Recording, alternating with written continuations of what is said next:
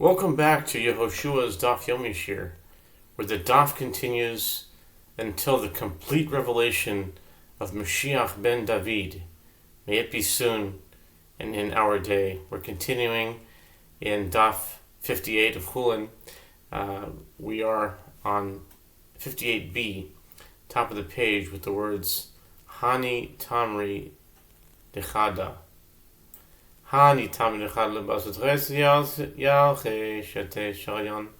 These dates, stored in a jar, are permitted after remaining there for 12 months of the year.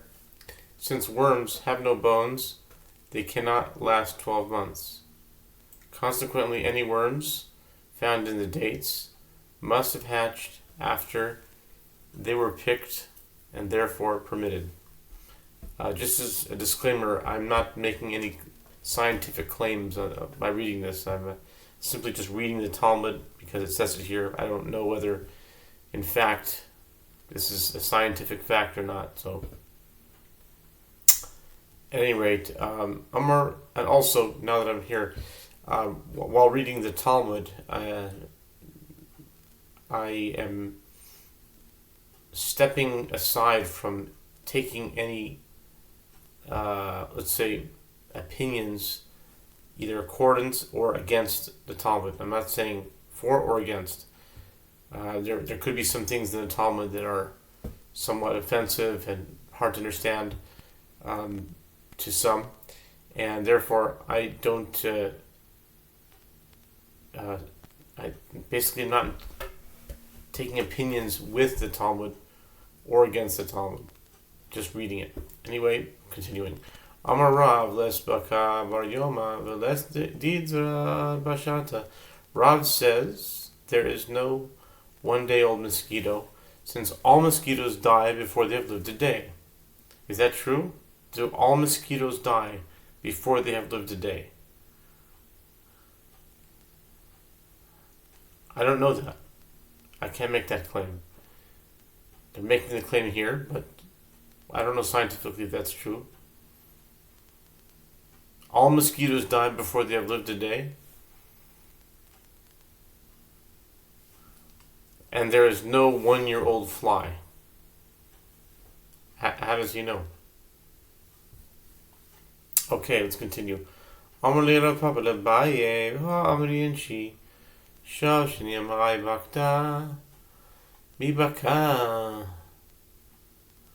De Amrla Chazite leBar Mechoza Sicha v'maya desalik v'ichrech besedinin v'itevat ale v'tzamene d'lodat li amar le v'latamecha amriyin shitin mani parzela telule libaka bikur nase mi'ika ihu gufe kama have ela mane Didahu hachanami bishne didahu. Rav Papa said to Baye, but isn't there the adage that people say that the female mosquito revolted against the male mosquito 7 years? Since she said to him, I saw a townsman swimming in the water, and he came out and wrapped himself in sheets, and you sat on him and sucked blood from him, and you did not inform me? Apparently some boneless creatures can survive at least 7 years. Abaye said to him, well, wait a minute, this is just an adage. Is that really... Okay, Abaye said to him, but according to your reasoning, what about the adage that people say 6,000 iron dinars hang in a mosquito's mallet?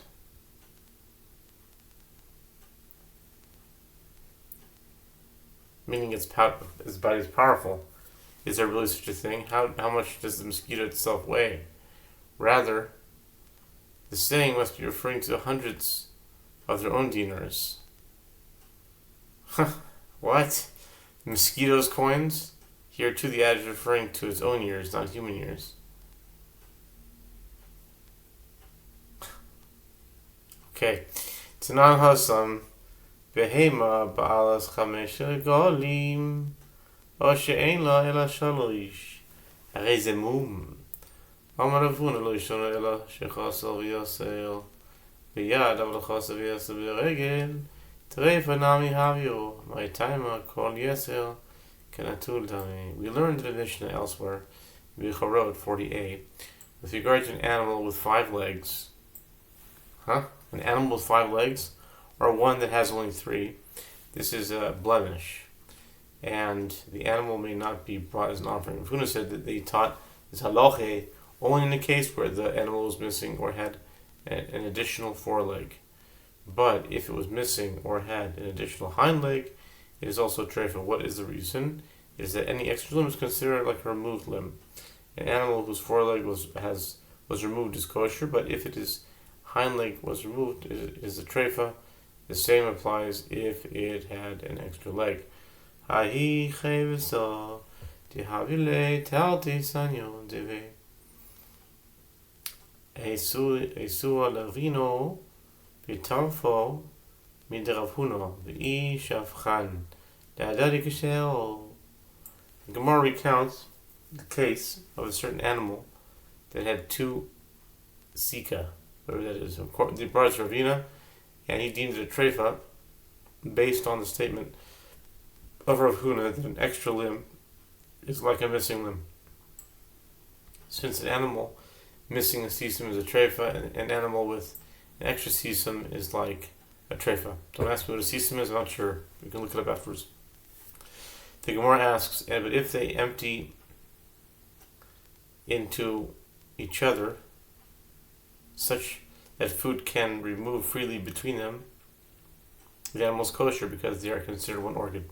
Ahi guvta dehavi nafka mi beikase lahavlila saval ravashi lemitrafa amale rafuna mal bal avchia lavashi kol hani cheve braiso ha'achi islahu. The Gemara recounts the case of a certain tube that exited from the reticulum into the omosum. Ravashi thought to deem the animal a treifa. Rav Huna Mar Barchia said to Ravashi, all animals that dwell outside have tubes like this, and one need not be concerned. Hu gufta davima baravibe kasir karasul savar mar Ravashi achshoy amalat nerashaya atukulahu b'chada mechisa mechis nehu hachadit mar itmar hachadelo itmar lo itmar. The Gemara recounts the case of a certain tube that passed from the reticulum to the rumen. Mar Ravashi thought to redeem the animal kosher, as in the above case. Rav Oshai said to him, is that to say that all such cases are woven into one weave? Where it was stated that such an organ is normal, was stated. Where it was not stated, it was not stated. The animal is a treifa. Hey, nasan bar shela, Rav Tebachia, etzipoiri. Shel Rav Tebachia etzipoiri. Hey, nasan bar shela, Rav Tebachia etzipoiri lefnei Rabbi, al shnei bnei yoyim yotzim min behema ke'echad. יתחייב וכנגד בוי כשרו באמת דברים אמורים כשיועצים משני מקוי בויס אבל יועצים מקוי מחוד יכול ינעד כעת מקשרו. Natan Bar Shila, head of the butchers of Tzipori, testified before Yehuda Hanasi about 2 intestines that exit the abomasum of the animal as one, that this renders the animal treifa. But if this phenomenon occurs likewise in a bird, it is kosher because it is common in birds. In what case is this statement said? Meaning that 2 intestines render an animal a treifa. It is said in a case where they exit at 2 different points. But if they exit at one point adjacent to each other, and the end, meaning they merge into one intestine within a finger breadth, the animal is kosher. Okay? Pligi baravami baravasi. Chadamal. Hu dehadri v'alvi v'chadamal afal gav de lo hadri v'alvi. Rav Ami and Rav Asi disagree with regard to this halacha. One says it is kosher when the two intestines exit at one point only in a case where they subsequently merge into one intestine, and one says it is kosher even if they do not subsequently merge. Ad כאצבע, אלא למען דמה אף על גב. דלא הדריבי my ad כאצבע, ad כאצבע מלמטה. The Gemara asks, granted according to one who says that it is kosher only in the case where they subsequently merge. This explanation is consistent with that which the Braita teaches within a finger breadth.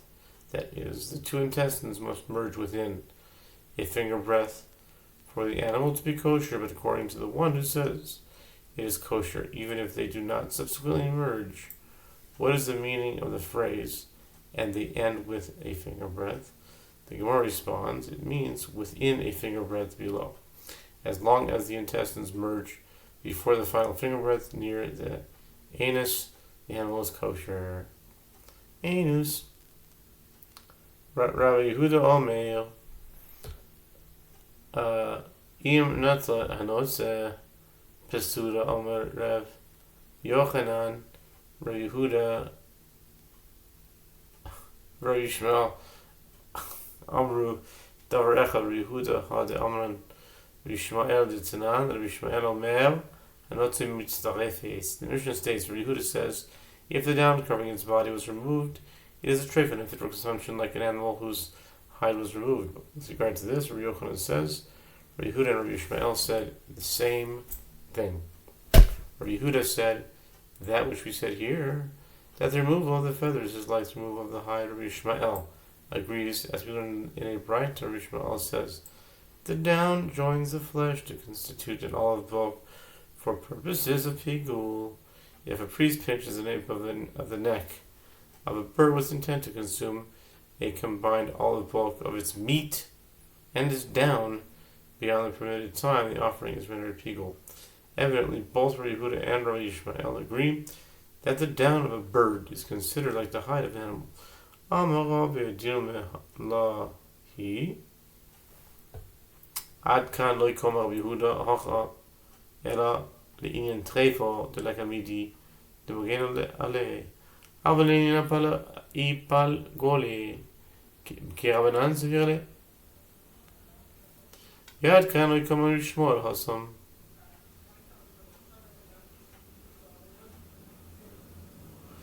אלא לעניין הפלוגיה אבל לעניין טריפה הגוני לא מגיעים. Rava said perhaps it is not so, and they disagree. Perhaps Rabbi Yehuda says that the down is like the hide of an animal here only with regard to a treifa, since when the down is removed, there is nothing that protects the bird, and its life is in danger. But with regard to pigul, he holds in accordance with the opinions of rabbis that the down is not treated like the hide of an animal, because pigul applies only if one had intent to consume an item that is normally consumed. Perhaps Rabbi Shmuel says so there only with regard to pigul, since he holds that the down is in fact fit for consumption. With regard to a treifa, he holds that the down does not protect the bird, and its removal does not endanger it. Okay? New Mishnah. New Mishnah. Achuzat Adam והמעושנת והמצוננת ושאכלה had הרדופני ושאכלה צויס תרנגולים או ששס אז מים רואים כשרו אכלה סם המובס או שהקישה נחוש מותרס משום טרייפו ואסורה משום סכנס הפרשס. Okay, with regard to an animal that is congested with excess blood, or that was smoked, meaning it suffered from smoke inhalation, or it was chilled and subsequently became sick, or that ate oleander, which is poisonous, or that ate the excrement of chickens, or that drank foul water, although in all these cases the animal is in danger, it is kosher. By contrast, if the animal ate deadly poison, or if a snake bit the animal, with regard to the prohibition of a treifa, the consumption of the animal would be permitted, but is prohibited to the threat that it is a sakana. It's a threat to one's life if he eats it. It's dangerous. So therefore it's asur. That's the Mishnah. The Gemara says, Amar Shmuel, Harita chaliti chiltis trefa my time ma libinakfe lehu limayane. Shmuel says if one fed an animal a safatida, a very sharp plant, it is a trefa. What is the reason? Since it perforates its intestines. Meisiv Rav Sheizvi Achuz es Hadam. Bemushen Shach Hadufni Shach Tzoyes Tol Golim. Mishas Mayim Roim Alita Teo Chiratis Mipilpelim Achla Sam Hamoves Kishero Kishenachosh Oi Shenishtacha Chelef Shoysa Miteras Mishum Trefa Vasu Mishum Sekonis Tefosh is Kasha Chiltis Kasha Samavis Asamavis Rashes raises an objection from a Brighton as that from a Brighton. An animal that is congested with blood, or that has suffered from smoke inhalation, or that ate poisonous oleander, or that ate excrement of roosters, or that drank foul water, if one fed it tia, safatida, or peppers, or if it ate deadly poison, it is kosher. But if a snake bit the animal, or if a mad dog bit it, with regard to the prohibition of trefa, its consumption is permitted, but it nevertheless is prohibited due to the threat of one's life. The statement of the Bride concerning animal that was fed to safatida poses a difficulty to Shmuel's statement that a safatida renders the animal trefa, and the statement concerning deadly poison poses a difficulty to the Mishnah statement that deadly poison renders the animal prohibited due to the threat of one's life. Chiltis lekashya kan ba'alin kan bikarotin samamavis lekashya hadidei had adam samamavis v'dehema hainu hadadufni tre ganvi sam hamavis. The Gemara responds: the apparent contradiction between one statement about a safatida and the other statement about a safatida is not difficult. Here, the Braita is referring to a case where the animal ate a safatida leaves, which are less dangerous. There, Shmuel is referring to a case where the animal ate slivers of a safatida, which are very sharp. Likewise, the apparent contradiction between one statement about deadly poison and the other statement about deadly poison is not difficult. This statement about the Braita that it is permitted is referring to a case where the animal consumed poison that is deadly only to itself. That statement of the Mishnah that it is prohibited is referring to the case where it consumed poison deadly to a person. The Gemara asks, poison deadly to an animal is the same as oleander. Why should the Braita mention both? The Gemara responds that Taz is referring to two types of deadly poison. My tia or Yehuda, the above Braita teaches that if the animal was fed tia, it is kosher. The Gemara asks, what is tia? Yehuda said,